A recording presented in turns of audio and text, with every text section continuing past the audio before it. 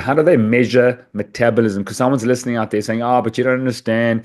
I've got Hashimoto's thyroiditis. My thyroid's not working." Is it a factor of mitochondrial efficiency, or how do they measure this metabolism? There are a few ways to measure it. I mean, you could pay attention to your symptoms. Your symptoms are always the first thing, the first clues that will happen. The body's always communicating to us through symptoms. It's the body's check engine light. Symptoms are not bad. Symptoms are really, actually, we should be thankful for them. It's the way that God designed the body to show you a check engine light, a symptom, which is showing you something you're eating, something you're thinking, something in your lifestyle is interfering with the metabolism. A symptom will manifest. And they're really subtle in the beginning. Maybe it's like afternoon fatigue or tired after eating a meal or poor sleep, joint pain. And then it progresses, as you mentioned, to like Hashimoto's, thyroiditis, other serious conditions, high blood pressure, diabetes. But it'll start off really slow. That's a sign that your metabolism is off. And yeah, the mitochondria, to your point, are directly linked because every cell, with the exception of red blood cells, have these little battery packs called the mitochondria that are it's taking these substrates, it's taking protein or fat or carbohydrates or body fat or sunlight, and it's using that for energy and fat burning. And when the mitochondria are not functioning properly because they've been interfered with, we're not producing energy. We're storing fat. We're creating inflammation, oxidative stress. Then symptoms manifest. So that's like a free way to understand how to test metabolism. Now you could go a little bit further and do advanced testing like you've done. You could look at your inflammatory markers. C-reactive protein is a really good one. High sensitivity C-reactive protein is a really good one.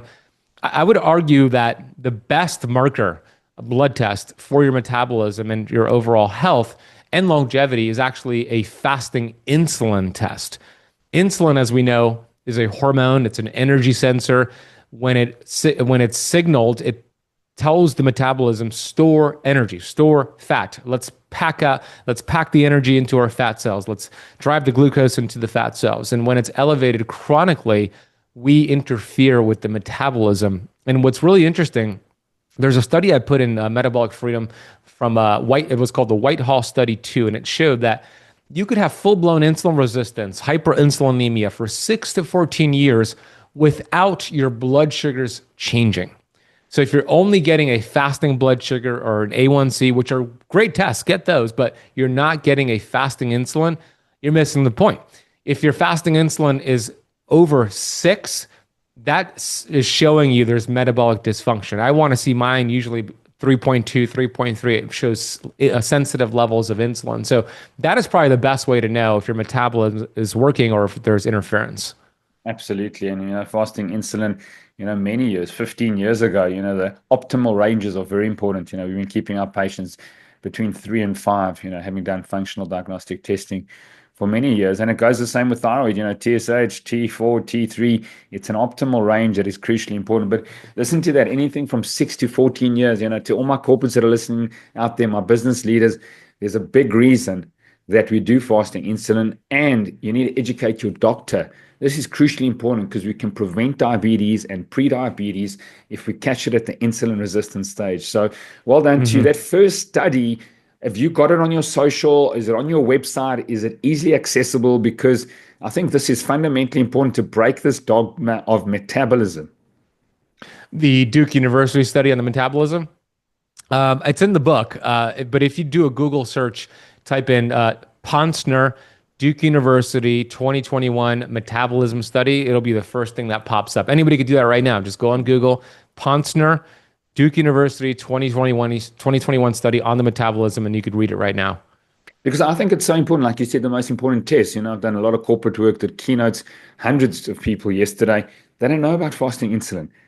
It's true, many of bro. them, Yeah. they do all these tests, the glucose, HbA1c, 3-month glucose, yet they don't know about fasting insulin. And I think crucially important. And hyperinsulinemia, what in terms of cancer, in terms of cardiovascular disease, in terms of neurodegenerative conditions, give us your experience and what you found with high levels of insulin in the body. It's the first domino to fall. It'll lead to all those things you mentioned and a lot more, because it's a energy sensor. It's a growth factor. Insulin is, and it tells everything to grow, including precancerous cells and cancerous cells. So when you have high levels of insulin, over the years because you're not testing it. Unfortunately, most people don't test it. And the reason why most conventional doctors don't test a fasting blood insulin is because there's not a medication for high levels of insulin. There's medications for high levels of blood sugar, but not insulin. So why should they test it? But you should test it, to your point and to my point here. When you have high levels of insulin, it'll trigger high blood pressure, weight gain, weight loss resistance, and eventually it could lead to heart disease, cancer. And once once you're diagnosed with diabetes, for example, which is a huge epidemic across the world, it opens up the door for all of these metabolic conditions, the heart disease and the cancer, which are the two top killers around the world. Diabetes is a big issue, and it's 100% preventable, as you mentioned, type 2, and it's 100% reversible. And here in the United States, we spend $4.6 trillion on healthcare every single year. Yet we are sicker than ever before, and pharmaceutical companies are richer than ever before. And if that was a GDP, $4.6 trillion, if that was a GDP, that would be the fourth largest GDP in the entire world. And one out of every $4 spent on healthcare is spent on diabetes, primarily type 2. And the interesting thing about diabetes, like I saw my dad, and I dedicated the book to my dad. He passed away from the complications of diabetes back in 2014. I saw this happen to him, and he got worse year after year. And what I discovered is that he didn't die from diabetes. He died with diabetes. It's pretty rare to die from diabetes. You die with diabetes. It leads to the cancer. It leads to the heart disease, the stroke, which happened to my dad. The amputations. Here in the US, there are 38 diabetic amputations about every single minute in the United States. It's insane.